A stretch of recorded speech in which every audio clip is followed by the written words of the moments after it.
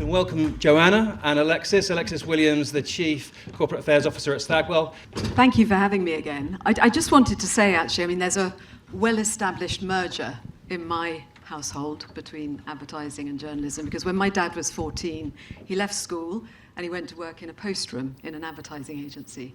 And I might have gone into advertising if not for journalism. So it's a real pleasure for me to be involved with this. And as you say, the future of news is something that the journalists in the room know well. We've all encountered cuts over the years. So to see that hopefully this great synergy can be brought to fruition is a great thing. So let's just talk a bit more about the extent of what Stagwell is doing. Alexis, why is it such a priority for Stagwell? Absolutely. Well, thank you so much for coming back. James, thank you for hosting us here. And everyone in the room, thank you for taking some time out of your very busy days to be a part of what I think is a really important conversation for all of us, for those in the marketing world, those in the media world, and those who are just concerned citizens that care about news and free media. We launched the Future of News initiative, as James mentioned, last year because I had a decade in journalism prior to coming to Stagwell. Many of my colleagues did. We've also helped over 150 newsrooms transform digitally.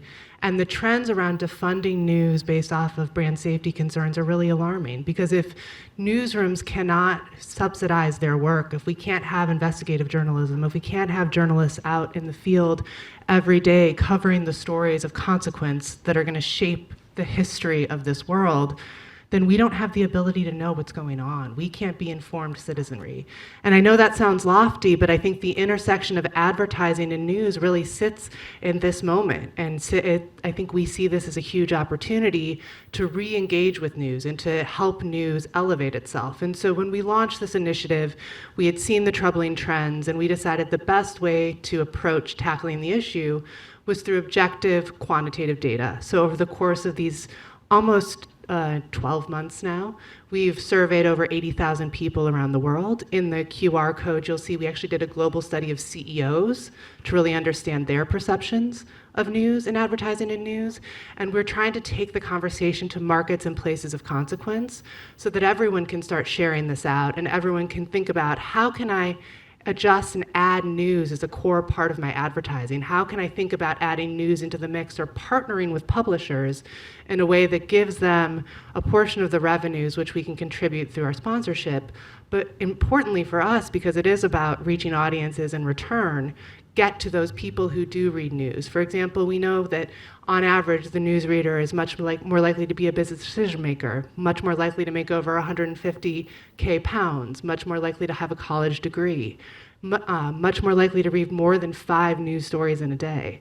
It's hard to get to audiences like that in other places. And so that's a long-winded way of saying I think there's a lot of great ground that we've covered and a lot more to do. James, how does it align with Stagwell's broader strategic goals? Yeah, sure. I think Alexis articulated the moral position really well. I think the first set of research made the marketing argument well, which is around effectiveness and the fact that it doesn't negatively affect the advertising and the communication. I think the business case is equally and perhaps even more compelling. Stagwell and the ad spend market, just to begin at the beginning, will break $1 trillion of global ad spend this year. So the advertising and marketing services sector is growing, and it's scheduled to hit $1.3 trillion by 2028. So we see a growing market, but news and journalism is not enjoying that growth. And so you have to look at that as both a problem to solve, but also a potential business opportunity, actually, for clients and clients that want to stand out in high-value environments. So when we think about our business strategy from a media investment point of view, I look after that portfolio, and we look after $6 billion worth of investments for our clients and distribute that into the market every year. From a news point of view, we increased our expenditure by about 30% last year. We explained today we're estimating about 22% increase this year. So we are committing. And that started with, I think, a theory, and it's been backed up by the numbers. But when we think about our media strategy as a company, and really it's 2 areas, it's outstrip our competition and steal share in high growth environments. So find those digital environments, those exciting dynamic platforms that are finding new young audiences, and be there and partner early with those fast growth platforms. And we make no apology for that. We're a challenger holding company, we're a digital first holding company, and that's an important part of our strategy. But next to that is really premium environments, hard to find audiences, incredible environments. And news is pretty much the bullseye for that. And that's very much led by our client portfolio. We have, high-ticket client organizations we work with, lots of tech companies, car companies. These are clients, lots of luxury. So these clients are looking for high-value customers in hard-to-reach places, but in premium environments where consumers have made a very deliberate choice. If you're going to a news environment, you made a very deliberate choice and you want to affiliate with that, and keeping good company we think is excellent. So those are our two pillars in broad terms from our investment strategy point of view. And as I said, news sits snugly right in the middle of that second area. And then the first study, if you're not advertising on the news, you're missing 11% of the UK population. End of sentence. So to leave 10% of the population on the table, quite apart from the nuance of planning and channel choice and where you're going to put it, I think is something that is an opportunity for advertisers to stand out today and cut through, because by dint of the fact that it's a depressed sector. So we want to change that. So what feedback has there been so far from clients, Alexis? Yeah, I'll actually start with some of the data that you all have access to, because I think it's interesting to contextualize and ground, especially executive sentiment. So we did a survey of global CMOs and CEOs, and when we looked specifically at the EMEA data, 89% of EMEA CEOs said they read at least 5 news articles a day. So highly engaged, to JT's point, with news and news content, and doing so deliberately because they find it valuable and essential for doing their job. The second is 83% of EMEA CEOs said said that it was best for their brand to advertise in the news, and they think that's a benefit. And then on top of that, 86% said that advertising in news drives positive reputation for their brand and business. And last but not least, 71% also said that brand safety has been overapplied. And so when I go to the feedback question, I would contextualize with CEOs, CMOs see this environment as something that they not only need to do their day-to-day jobs and to be informed and stewards of their business, but also as a place where their brands could show up in a very positive way. And in turn, the feedback has been really remarkable, especially at the executive level, in that they were aware of brand safety, and I think there's an agreement that there are moments where your content should not live. So if you are in a high crisis moment, maybe adjacency to that crisis story is probably not right.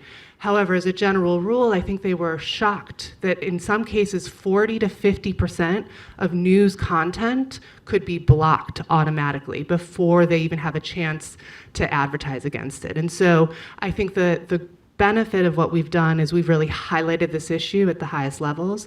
The feedback has been tremendous, both validating the value of news and showing how important news is to these people, and highlighting the current issues with the brand safety system as it's set up. I think the next step in what JT and Mark and I are endeavoring to do is now move that from the discussion and realization that there's a broken system to now a reinvestment and a strategic approach towards integrating more news into the overall plans to drive value, and as JT mentioned, those audiences, reaching them really concretely.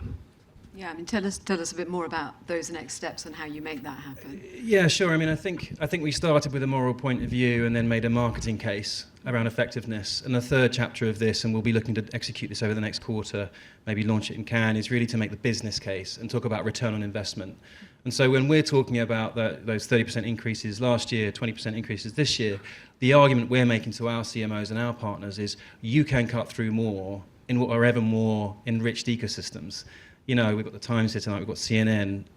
It's not a newspaper, it's a completely enriched digital ecosystem now, with multimedia environments to engage with. So you can do some really interesting things across their portfolio. And so cutting through at the moment is a theory that seems to be working.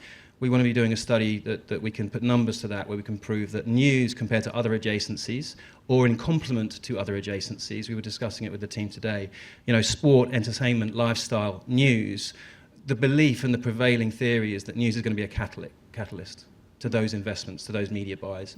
And so we want to make sure we're giving business data that talks about a return on investment, that your dollar will pay you back more if you advertise in news and journalism.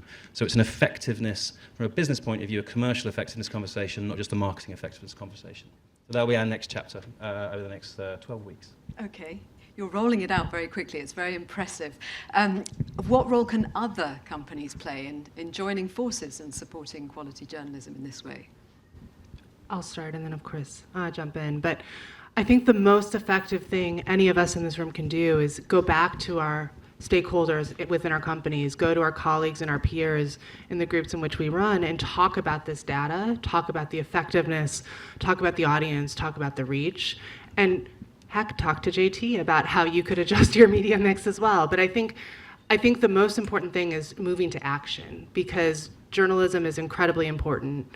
It is under threat from a financial standpoint, and I think we all have an opportunity to do some really great work there. So that would be my ask of this group, is absorb the data. Like, I'll be around if you have any questions. I probably could recite it all off the top of my head at this stage. But share it with your colleagues and your peers, because I think the more we can get this information out there, the better off it is. Yeah, it was a deliberate choice to make this research open to all and open source, and we'll continue to do that. So that would be our advice. Share it far and wide.